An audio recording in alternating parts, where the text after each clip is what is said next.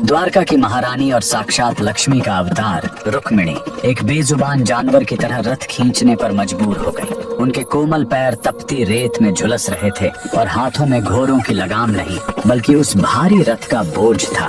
लेकिन सबसे हैरान करने वाली बात तो ये थी कि उनके सामने स्वयं भगवान श्री कृष्ण खड़े थे। फिर भी वे अपनी अर्धांगिनी को इस हाल में क्यों देख रहे थे?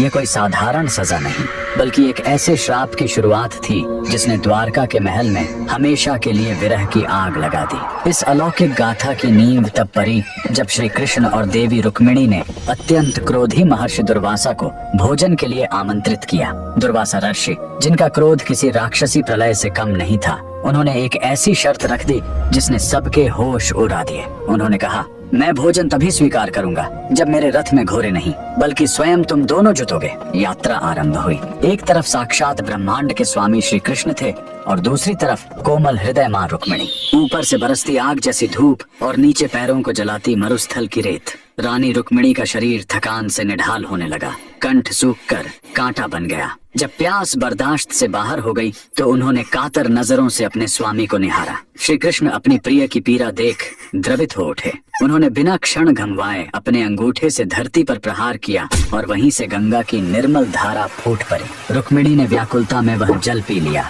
उनकी प्यास तो बुझ गई, लेकिन वे यह भूल गईं कि उनके साथ एक ऐसे आर्य हैं जिन्हें अनुशासन से बढ़कर कुछ प्रिय नहीं। महर्षि दुर्वासा का चेहरा क्रोध से तमतमा उठा। उन्होंने गर्जना की, रुक्मिणी, तुमने अतिथि को जल पूछे बिना स्वयं जल ग्रहण करने का दुस्साहस किया। जिस प्यास ने तुम्हें मर्यादा भुला दी, वही प्यास अब तुम्हारे विरह का कारण बनेगी। उन्होंने श्राप दिया कि जिस द्वारका में श्री कृष्ण बसेंगे, रुक्मिणी वहां कभी नहीं रह पाएंगी और उसी क्षण से प्रेम की वो अटूट जोड़ी हमेशा के लिए अलग हो गई। यही कारण है कि आज भी द्वारकाधीश के मुख्य मंदिर से कुछ दूरी पर माता रुक्मिणी का मंदिर एकांत में खड़ा है। वह मंदिर हमें याद दिलाता है कि भक्ति में एक छोटी सी भूल भी कितनी भारी पड़ सकती है।